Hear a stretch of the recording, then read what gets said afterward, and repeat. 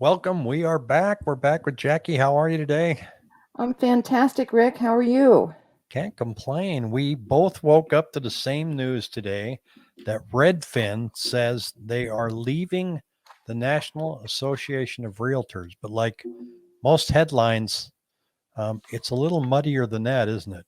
Oh, yeah, for sure. And so the NAR, they're embroiled in this big class action lawsuit that's coming up in a couple weeks, and they're saying they're going to dig in and they're going to defend themselves. And a lot of brokerages, not a lot, but notably some big ones have settled, and so NAR says they're not going to settle, but Redfin is it's really so we are required to join the National Association of Realtors, and they're like the country's largest lobbying group, right?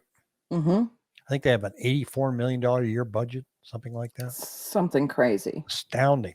And so we're required to join them before we can join our local board. It's kind of like going to work for some places and you have to be in the union. Mm-hmm. And so, Exactly. yeah, and NAR has said no mas. And what have you found out about this so far? So I think there's a couple things going on with Redfin, which they tried to break away from them back in June. But in order for them to back away from them, they also have to back away from their local and their state, which they have no issues with. I think what they're trying to do, honestly, is get ahead of this lawsuit because they gave two reasons in the letter. One of them was the sexual harassment allegations that are associated with NAR. And NAR's just really gotten a bad name lately. I mean, even the new president that has been took place of the guy that was kicked out, they even want her gone. I mean, it's definitely like become an old boys monopoly, like mafia feeling. And there's a lot of tension within NAR. And then the other thing is besides that, they want to leave. They said because of the obligation to include a buyer's commission in any of their listings, which has an effect with them listing the for sale by owners as well. And so I think they're trying to get ahead of the lawsuit because I think there's going to be a ripple effect with the lawsuit. So right now, Anywhere has settled, Remax has settled. There's talks. Keller Williams says they're not settling, but there's rumors that they're going to settle as well. And like you said, NAR's digging their feet in and saying they're not going to, which I think is a mistake because it's just going to bring a lot more negative attention. And I think Redfin's trying to get ahead of this and say, hey, we want to distance ourselves from NAR because they are not named right now in this lawsuit. But there's going to be a ripple effect where if NAR loses, which there is a high chance that they might lose, these are the top attorneys out there, and they've been very successful at suing other big companies. If NAR loses, there's going to be a ripple effect that a whole bunch of other brokerages, I think, are going to get pulled into this. So I think Redfin is trying to distance themselves ahead of the game. Yeah, and it's a really bold move. And when you look and say, well, what does it really mean to the average person buying and selling a home? There's a few nuggets in there that they say, look, we, first of all, they've been trying to get the National Association of Realtors to concentrate on making more consumer friendly portals and access. Mm-hmm. What National Association of Realtors did a long time ago was they gave Zillow access to everybody's listings, and Zillow became this big giant in the industry. And then they didn't try to develop anything else except for just, purchase realtor.com and think that maybe that was going to compete with Zillow. But they're also saying they don't allow us on our website as members of NAR to even post a for sale by owner listing. Mm-hmm. Now, why would at a brokerage would you want to post a for sale by owner listing if you don't get a commission on it? And in Redfin's view, they're saying we want the consumer to be able to see everything and make their own choices by having a good, strong national portal like Redfin. Mm-hmm. And they also want to be able to say and remove the requirement that they have to pay a commission to a buyer's agent, which is what this lawsuit's all about anyway. So we know that's going to go away. They've already done that in the Northwest, so we know that's going to happen. But what's interesting, Jackie, that I read is in many markets, they can't just pull away. And they No. said NAR has forced an all or nothing choice on us, but this all or nothing approach isn't of Redfin's choosing. The rules require us to leave local and state associations, even when our only beef is with the National Association. And they go, the rules further say that if a broker isn't a member, no agent under the supervision could be a member. So we choose nothing. Which means no access to MLS.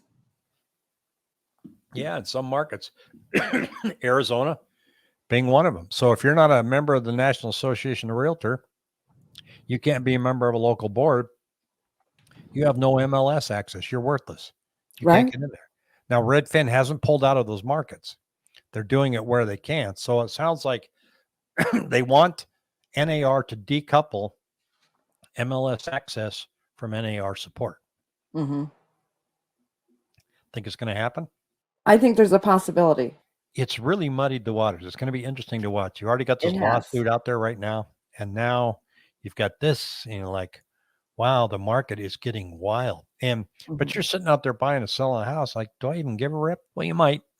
I mean, it's not going to change a whole lot, but it's definitely what you're seeing is an industry here that's really trying to come to grips with how they're going to change and adapt. And the National Association doesn't seem to be listening to their members.